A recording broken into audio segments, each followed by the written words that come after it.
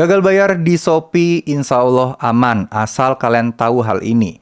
Nah, berikut ini kita akan bahas ya, resiko buruk yang mungkin bisa menimpa teman-teman ketika kalian gagal bayar atau telat bayar di aplikasi Shopee PayLater atau S-Pinjam. Oke, Assalamualaikum warahmatullahi wabarakatuh. Semoga teman-teman sehat-sehat selalu diberkahi dan selalu tetap tenang dalam menghadapi situasi masalah gagal bayar dan telat bayar di aplikasi pinjaman online. Gini, penting sekali ya kita itu untuk memahami aturan-aturan yang berlaku, terutama memahami terkait masalah aturan atau mungkin POJK atau mungkin surat edaran OJK terkait masalah pinjol. Perlu juga kita nge-follow akun resmi OJK karena di sana ternyata banyak banget loh OJK sebenarnya mensosialisasikan informasi-informasi kepada kita.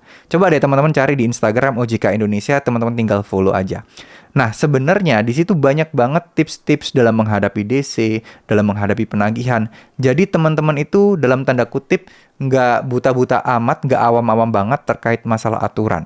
Kalau kalian udah tahu aturannya, insya Allah galbe pinjol, galbe di Shopee ya terlihat enteng dan terlihat aman-aman aja.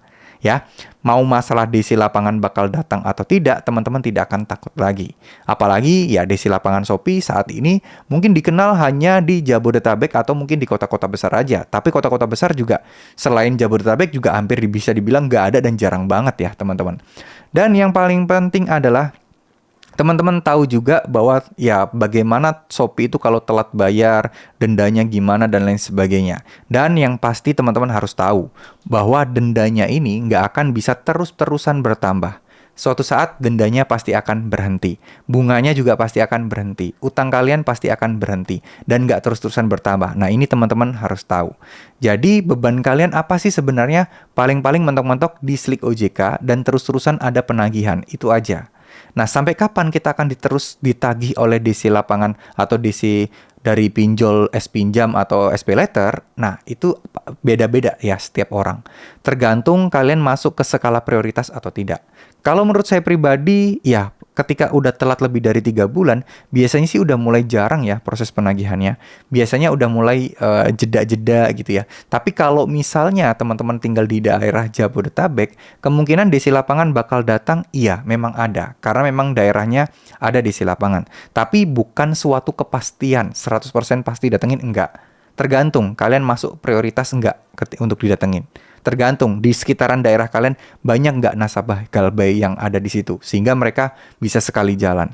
Sehingga mereka bisa memprioritaskan dan menjadwalkan kapan ke rumah orang-orang tertentu itu sebenarnya ada koordinatornya. Jadi nggak asal datang enggak ya. Mereka juga penuh perhitungan dan penuh pertimbangan juga. Karena yang galbay kan banyak. Ya, DC-nya kan nggak begitu banyak. Jadi ya mau nggak mau mereka harus melakukan semua itu. Jadi tetap tenang ya teman-teman ya. Shopee tetap legal. Mereka nggak bisa melakukan tindakan-tindakan kriminal, ilegal, nggak mungkin sebar data, dan lain sebagainya. Jikapun mereka melakukan pelanggaran-pelanggaran tidak sesuai dengan aturan yang berlaku, misal menghubungi orang-orang yang pernah kita belikan pulsa, misal mendatangi alamat tempat kita biasanya alamat pengiriman saat kita belanja atau beli sesuatu di Shopee. Nah itu kan sesuatu yang menurut saya adalah pelanggaran-pelanggaran. Dan itu teman-teman wajib untuk melaporkan. Laporin di mana? Di 3 tempat.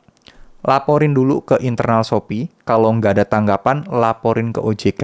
Saya yakin OJK juga pasti akan lama. Langsung aja kalian bikin surat pembaca. Surat pembaca ini, kalian harus sertakan semua bukti-bukti dan kronologinya, ceritakan lengkap. Nah, kalau udah masuk surat pembaca, biasanya pihak Shopee akan mempertimbangkan dan melihat serta ya mulai fokus dengan laporan kalian tadi. Ya, oke? Jadi nggak usah takut, insya Allah semuanya akan aman-aman aja, insya Allah semuanya akan baik-baik saja, tetap tenang. Yang galbe bukan kalian doang kok, banyak orang-orang di luar sana galbe. Tapi yang penting, teman-teman ada niat untuk bisa menyelesaikannya, ada niat untuk bisa membayarnya, meskipun sekarang belum ada uangnya, itu udah jauh lebih cukup. Niatkan aja yang baik-baik, usaha yang positif, maksimal, prioritaskan apa yang menjadi prioritas, insya Allah ini akan selesai dengan sendirinya. Ya, insya Allah mudah-mudahan teman-teman segera diberikan rezeki yang melimpah, jadi buat membereskan, membayar utang-utang itu kecil lah buat kalian. Amin, amin, ya rabbal alamin. Terima kasih, wassalamualaikum warahmatullahi wabarakatuh.